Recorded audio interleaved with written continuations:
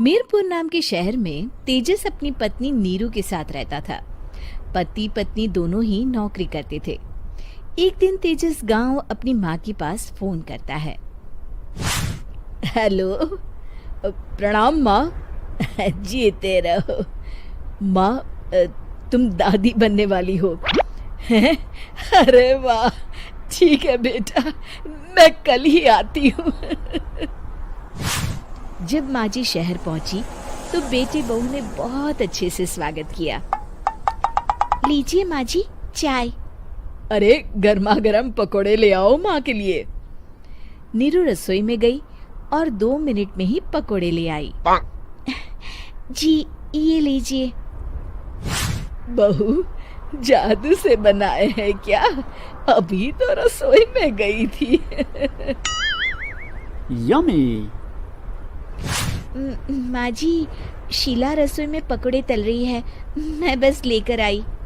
हे भगवान, मेरा धर्म भ्रष्ट कर दिया तूने। अब तो गंगा जल से शुद्धिकरण करना होगा।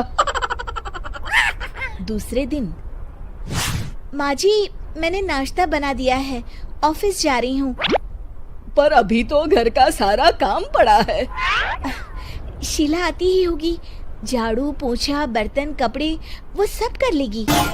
हमारे जमाने में घर का सारा काम हम ही करते थे। जी माँ जी, आप बहुत होशियार हैं, मैं घर ऑफिस दोनों नहीं संभाल पाती। तो जरूरत क्या है घर से बाहर जाकर चाकरी करने की? वैसे भी घर का काम खुद करने से घर में बरकत आती है, समझी? पर माँ जी। पर वर कुछ नहीं, इस महीने की पगार मिले फिर ऑफिस बंद। हाँ।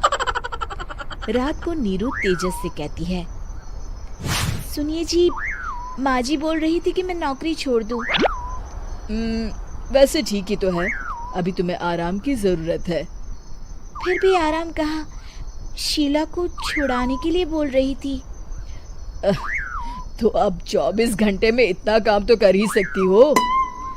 पर जॉब पसंद है मुझे, घर पर मन नहीं लगेगा। अगले दिन जब दोनों ऑफिस के लिए निकल रहे थे, मेरी तो कोई कीमत ही नहीं है इस घर में। माँ जी, आजकल महंगाई बहुत है, रहन सहन भी बदल गया है, दोनों नौकरी करते हैं तभी ठीक रहता है। अच्छा, तू कहना क्या चाहती है? मेरा बेटा तुझे बिठा के खिला नहीं सकता? तू ही इस घर का खर्च चला रही है, हैं? नहीं माँ जी, मेरा वो मतलब नहीं था। मतलब खूब समझती हूँ, ये बाल धूप में सफेद नहीं किए मैंने। हाँ। अब तो ये रोज का काम हो गया था। तेजस भी रोज की झिकझिक से परेशान हो गया था। एक दिन उसने कहा, नीरू, वैसे भी तुम्हें मैटरनिटी लीव मिलने वाली है, तो अभी से ही छुट्टी ले लो।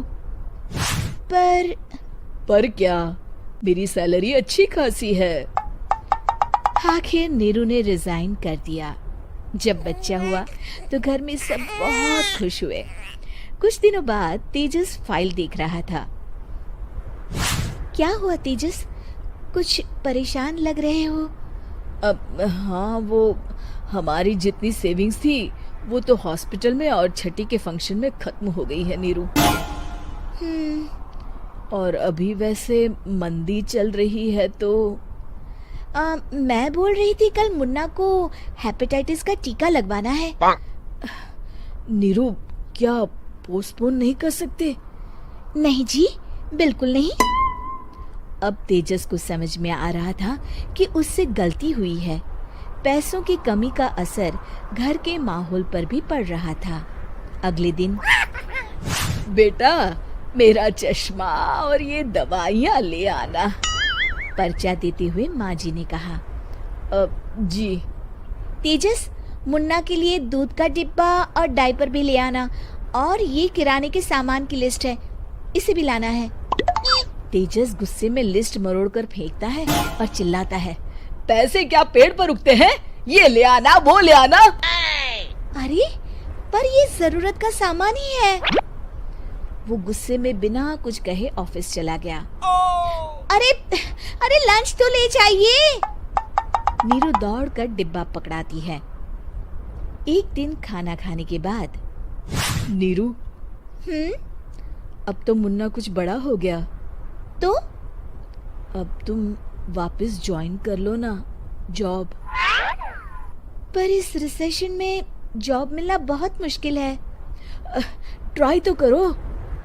फिर मुन्ना, माँ जी है ना, और एक फुल टाइम मेड भी लगा लेंगे।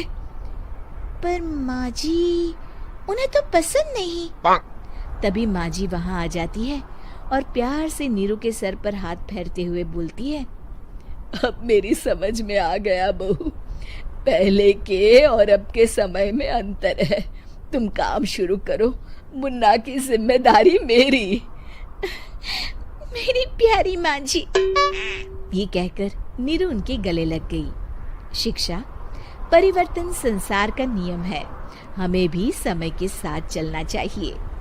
उम्मीद है कि आपको हमारी ये कहानी पसंद आई होगी।